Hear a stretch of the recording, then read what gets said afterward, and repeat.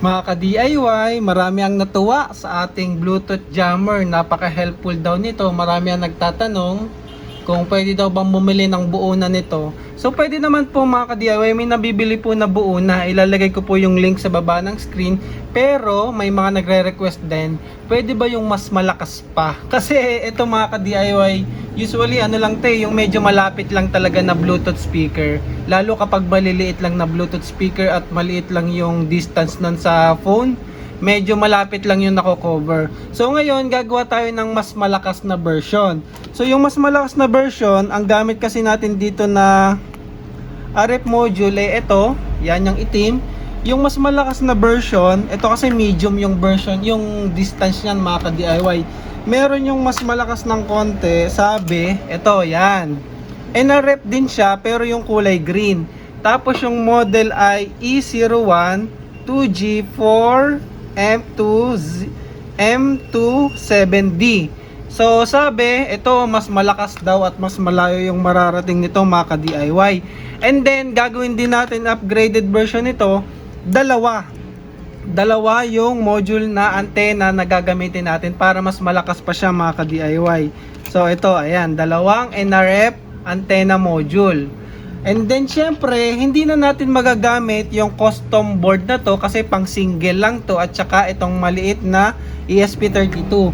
Ang gagamitin na natin dito sa dalawang antena ay ito. May iba tayong custom board mga ka-DIY. Ito, pwede ang dalawang NRF 24L01 na antena. Ayan o, dito yung antenna 1, antenna 2. Dito yung ating ESP board, ay ESP32 board.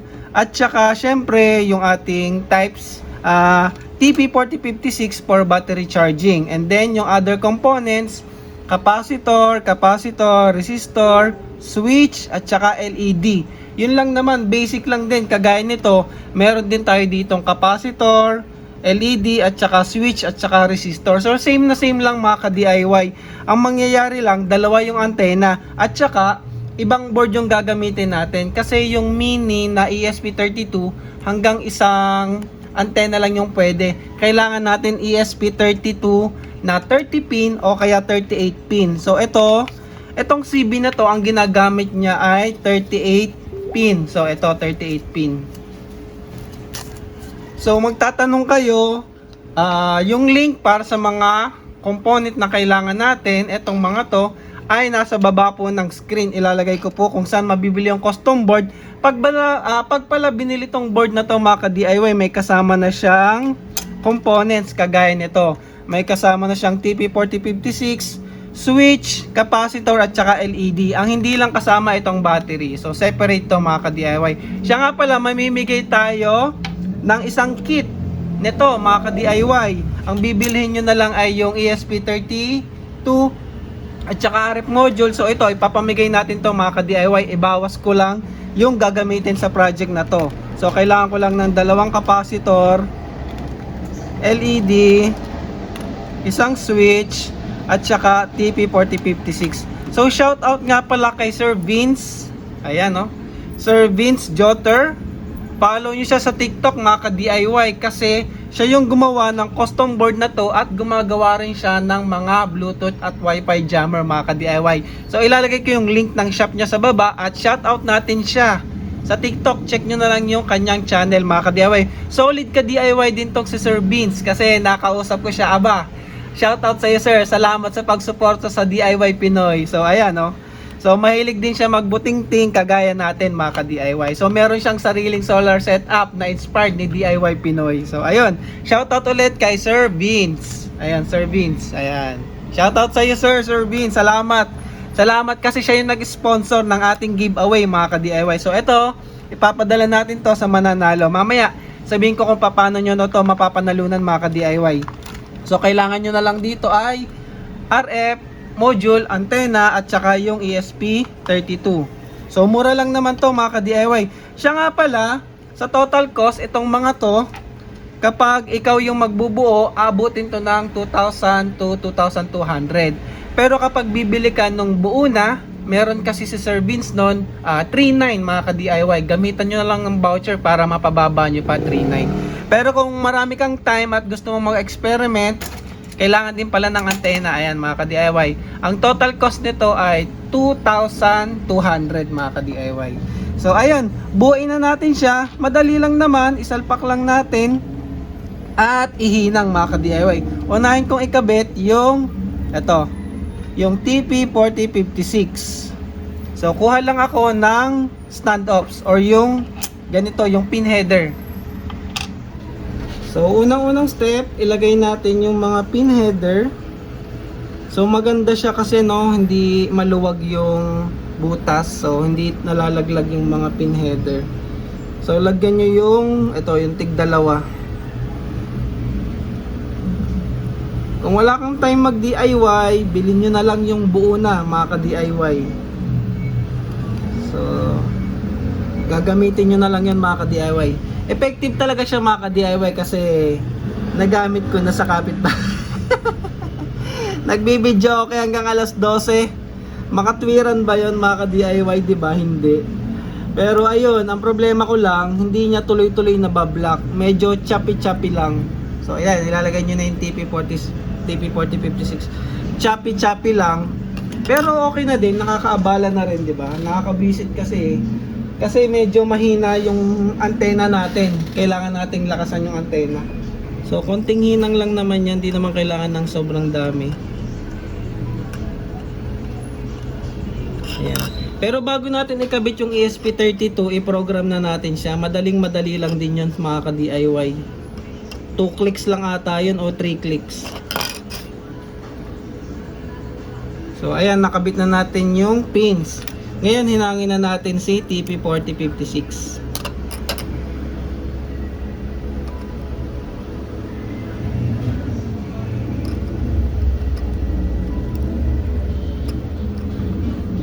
Yung battery pala, dito nyo ikakabit sa B+ tsaka B-. Wala kasi siyang terminal dito sa custom board. So dito natin siya sa TP4056 mismo ikakabit. Kaya importante ikakabit nyo yung output ng TP4056 kasi yung output na yan, dyan nakakonect yung power ng ating CB or custom board. So ito kasi custom board lang naman to kumbaga pinapadali niya lang yung wiring natin mga ka-DIY. Siya na yung bahala mag-connect ng ating mga components. So yan, pwede natin ikabit yung ating RF module. So dito lang yan mga ka-DIY. Sa kabilang side pala. Sa kabilang side pala kung saan may nakalagay na pangalan. Yan. Maganda pantay. Kasi yung nakaraan tabingi So hahawakan ko para mapantay ko siya. Yan. Nilagyan ko lang ng isa para lang hindi malaglag.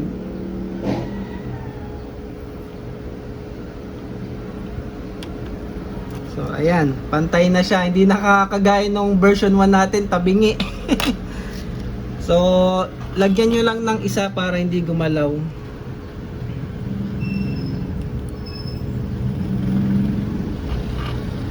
Siya nga pala, hindi lang to sa Bluetooth mga ka-DIY ha, pwede rin siya sa Wi-Fi 2.4 GHz. Pati yun madja-jam niya.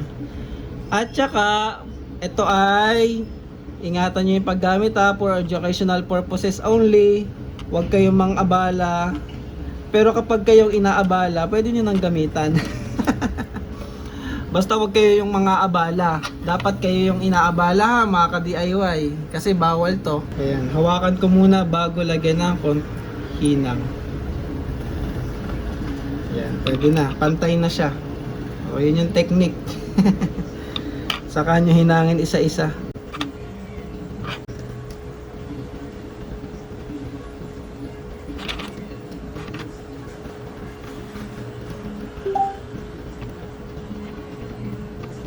So, ayan, okay na. Nakabit na natin yung ating RF module or antenna mga ka-DIY. And then, ikabit na natin yung capacitor. Positive, negative yan mga ka-DIY. Yung may guhit ang negative. Ayan. 2 piraso kasi dalawa yung antenna natin mga ka-DIY. Kaya 2 capacitor. So, ito kasing capacitor na to ay para mag-stabilize yung power ng ating antenna. Kailangan niya kasi ng stable na enerhiya.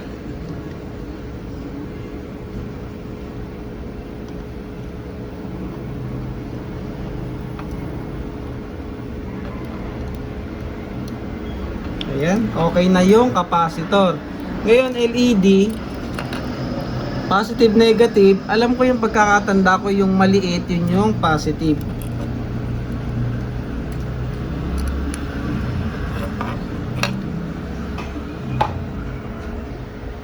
So ayan, ginugol ko mga ka-DIY, tama tayo, yung maliit na pin yun yung positive, yung matapad yun yung negative.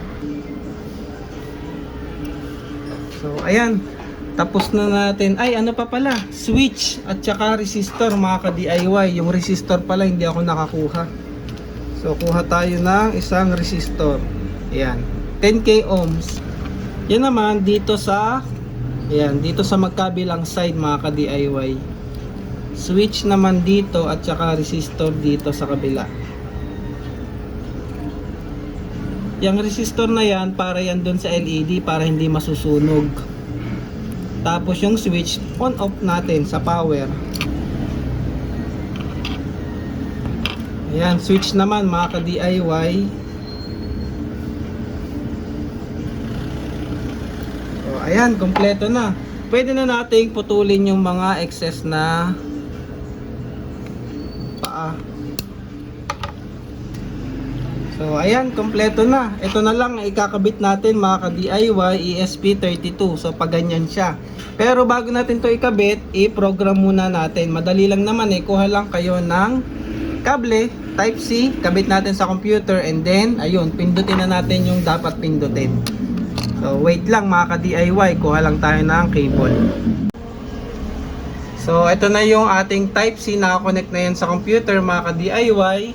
Kunin natin yung ating ESP32 38 pin, kabit natin. Ayan o. I-check natin kung madidetect na siya nitong software na to, smoochie.github.io Bluetooth Jammer. So ilalagay ko naman yung link niyan sa baba mga ka-DIY. Tapos i-select nyo lang dito dual NRF.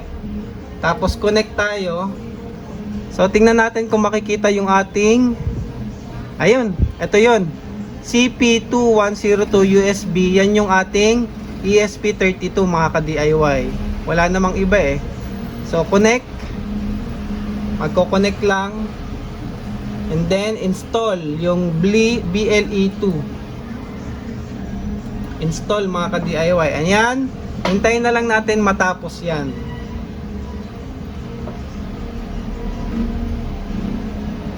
Ayan, nag-fail. Kailangan i-hold natin yung dalawang button.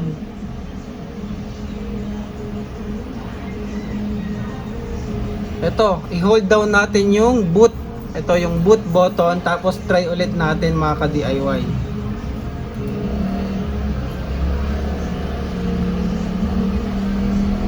Tapos install.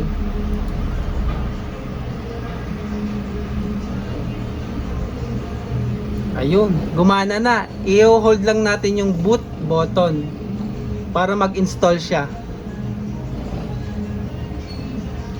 So pag nag-done na yan, okay na. Isalpak na natin to dun sa ating custom board mga ka-DIY.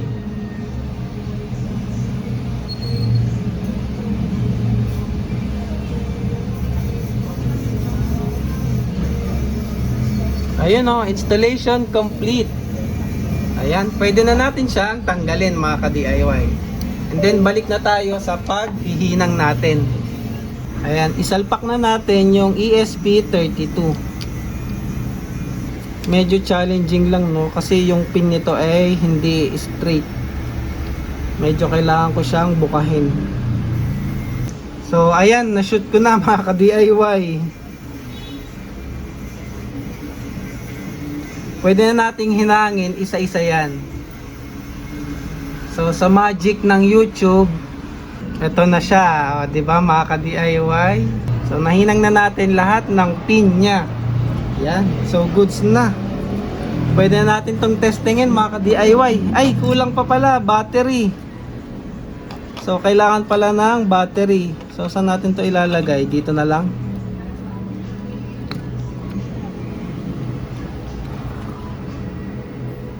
Sige, bahala na. Putulin natin, positive at negative. O, dahan-dahan, wag nyong pagsushortin.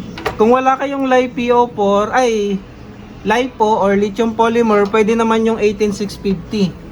Kagaya nito mga ka-DIY. So, binigyan kasi tayo ni Sir Vince. Shoutout ulit. Salamat sa battery. Positive, negative. Ayan yung positive, negative ng battery.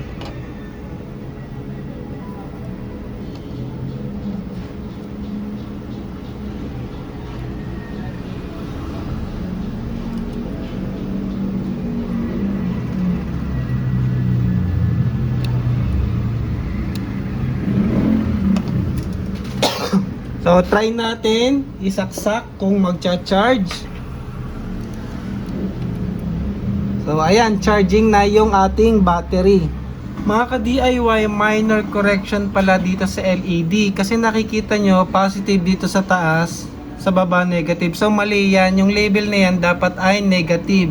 Kasi nung tinesting ko, hindi siya umilaw. Pero gumagana siya mga ka-DIY. Kaso yun nga hindi umiilaw, mali pala. Yung positive na yan, yan ay negative. So yung matabang part ng LED, dito yan sa may nakalagay na positive. Yan, ganyan mga ka-DIY. So pagbaliktarin ko lang, and then testingin ulit natin. Kung malulusot ko pa yung LED, kasi may hinang na eh. Ayun. So, chinat ko pa si Sir. Sir Vince. I-edit mo na yung iyong label. Pero okay lang naman. Kasi gumagana naman siya eh. Na-testing ko na mga ka-DIY. Hindi lang siya umilaw. Ayun oh, umilaw na. So, baligtad lang yung label negative dito sa taas mga ka-DIY. So, ngayon, testingin na natin. Ikabit ko na yung antena.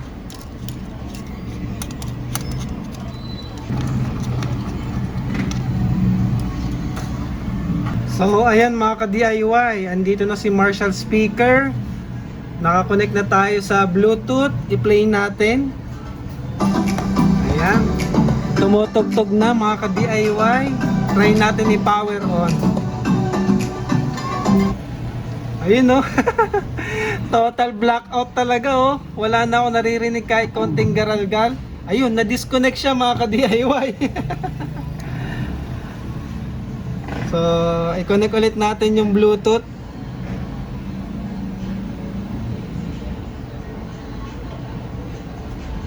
Connecting. Ayan, connected ulit. Mga ka-DIY. Ayan o. One more try. O, ayun. Effective siya mga ka-DIY. O, pinatay ko. Binuhay ko. Oh, very good mga ka-DIY. At hopefully syempre, tatry ko to dyan sa malapit sa amin. Sana maging effective kahit malayo. Mawawala yung connection ng ating kapitbahay. Evil lap no mga ka-DIY.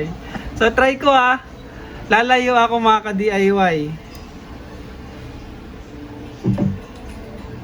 I-connect natin ulit.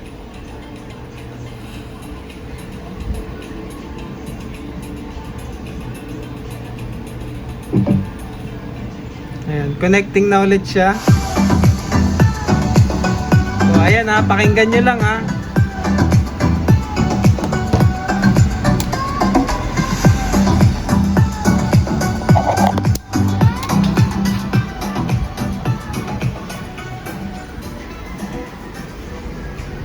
So ayun yung aking table, andito yung ating Bluetooth jammer. Try natin. Gumagana pa siya ngayon mga ka-DIY. Aba! Mukhang effective Mas malakas. Laksan natin yung sounds.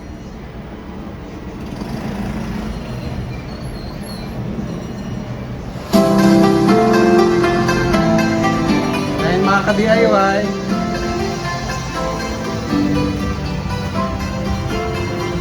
5 meters to, more than 6 meters mga ka-DIY. Ayun, oh.